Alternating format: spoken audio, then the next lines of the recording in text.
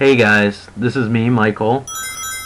This is an interesting video for the simple fact that when this game came out, I absolutely loved it. Now this is the Sega CD version of Mickey Mania. This is actually the superior version. This also came out on the Sega Genesis and the Super Nintendo. And basically the Sega CD had extra levels in it. It had a fully orchestrated soundtrack and these bonus levels with these rotating box things. Fortunately, I did not get to record those because I don't know how to get to them. I haven't played this game in so long. This game also has more voices and sound effects and stuff like that.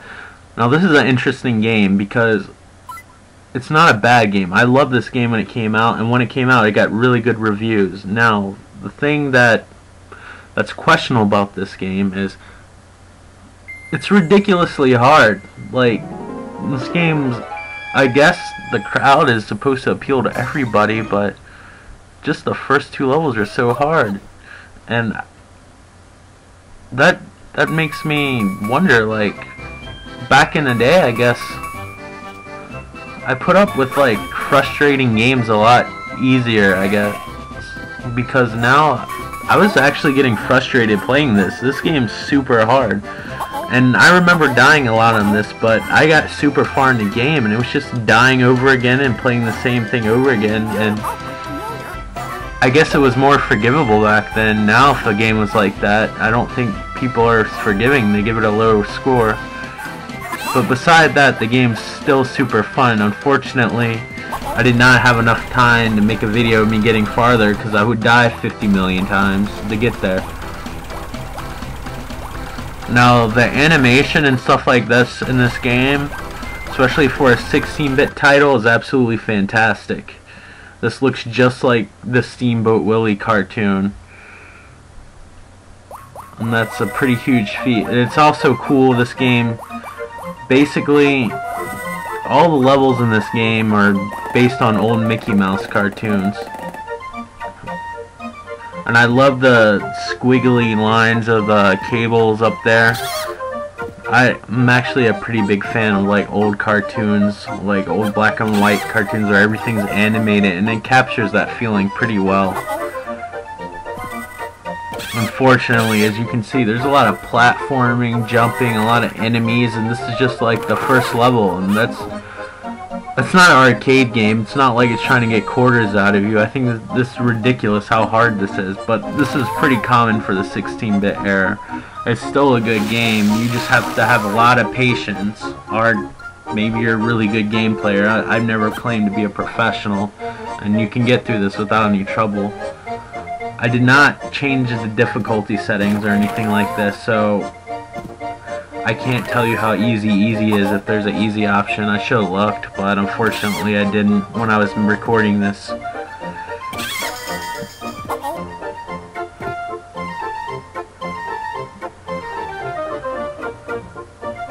The controls are kind of touchy, but you get used to them.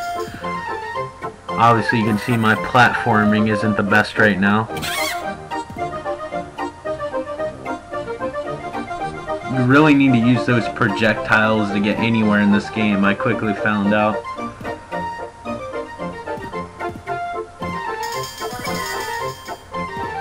Now I have no idea as what the bells do, but you're supposed to ring them. They make this platform come out. Why, I have no idea. And why they in color, I couldn't tell you either. I guess so you can see them better, or it shows you something you can activate.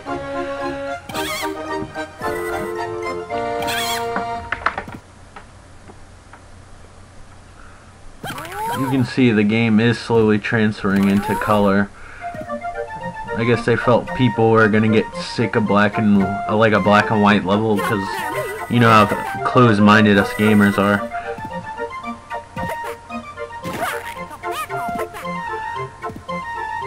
The other version's music is still really good. It's just not orchestrated like the Sega CD version. Universally, this was considered the superior version for the extra levels, the better music. There's a little bit more animation, I guess, because there is more data on the disc, and There's more voiceovers, stuff like that. Nothing too huge where you feel like you were being gypped. Like, the extra levels are basically rehashes of other levels that you already played.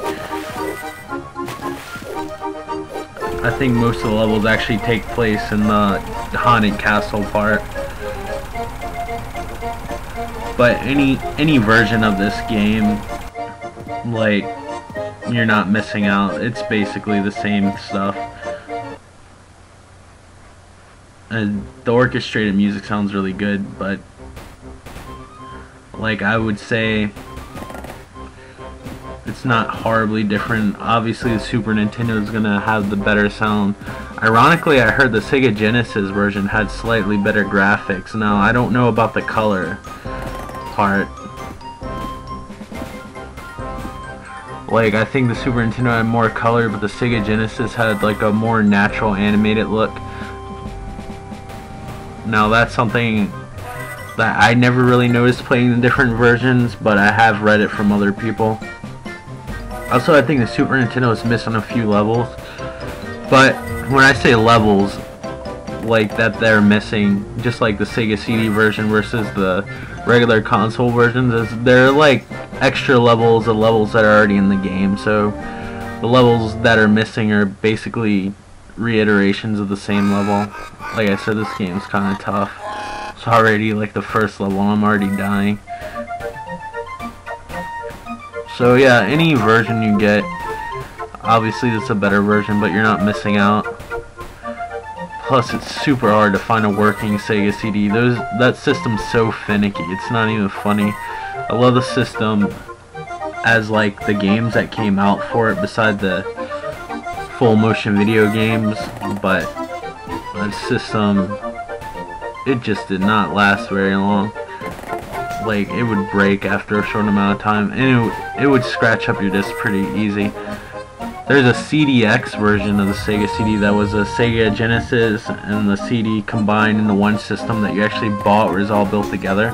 That one looks like it might be a little bit better because it had like a spindle like the PlayStation where it actually snaps on.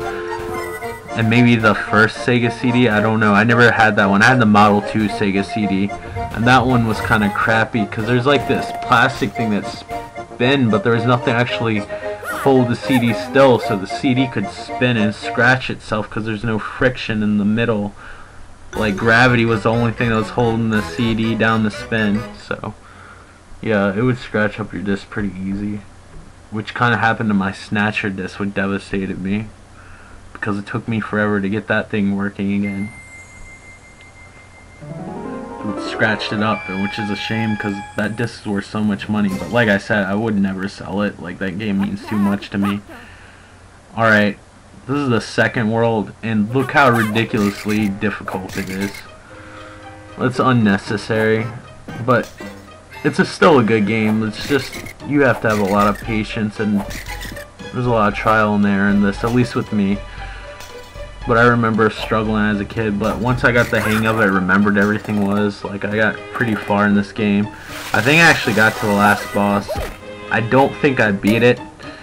I might have, but I don't remember beating it. But look at this, all those bones that fly up can actually hurt you. Like, the first two levels of Castlevania, which is known for notoriously being hard, isn't this freaking cheap and difficult. The skeletons, on the other hand, do look really good. The animation on the skeletons are pretty amazing for a 16-bit title.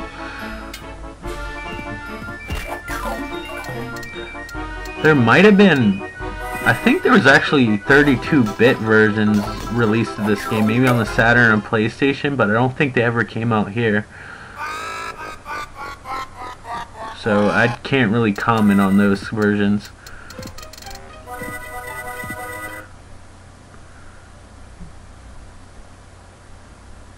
It's like the most static loading screen for a game that has so much animation. I like the little beakers and stuff in the foreground.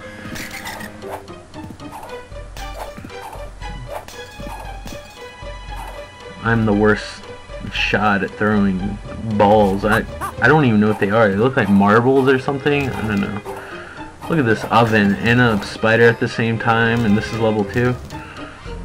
I'm probably being a baby. There's people laughing at me like not knowing what the big deal is. I can beat that in 5 seconds. Not this guy though.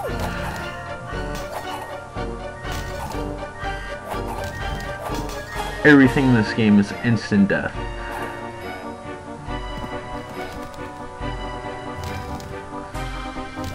What's funny is later levels I don't think are this chaotic. There's like one where you're on a table and you're shrunk, and then there's a ghost level. I don't remember that one being too crazy. I do remember the level where you're being chased by a moose. That one's pretty nuts. That's one of those instant death levels.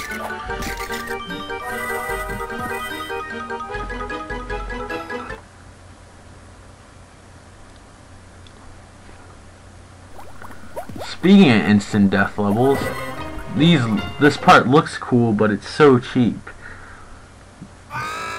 One slight misstep in your timing and you gotta do this over again, as you can see.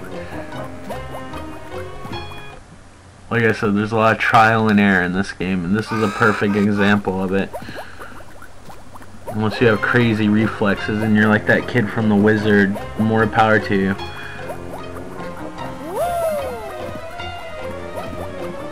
I wonder what that kid's doing now for work. He's like a grown man. I don't know why I'm saying kid. It's ridiculous.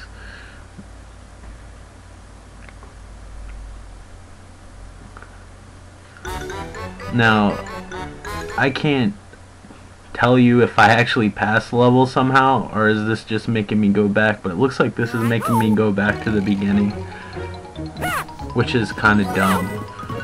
But the effect looks really good. This was actually this effect was actually done on all 3 consoles pretty flawlessly too, I might add. It's especially a big deal for the Sega Genesis because there's like no scaling ability for the Sega Genesis. The Sega CD, when they made the Sega CD, they actually added like, I guess Mode 7's like Nintendo's term of like scaling, but they added Mode 7 like effects for the Sega CD. I actually think their Mode 7 effects are actually superior too. They might not be as colorful, but they can look like they could scale more sprites at a time. Like if you look up a lot of the games for the Sega CD, like it might be a crappy game, but there's a lot of cool scaling effects in a lot of these games. Like Sonic CD had a pretty cool scaling effect on their little bonus stages. Alright, this appears to take me right back to the beginning.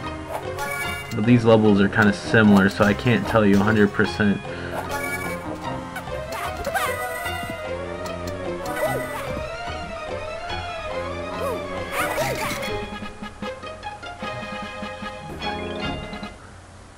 Like, I don't know how they expected me to dodge all that, especially that early in the game. And as you can see, I got a game over.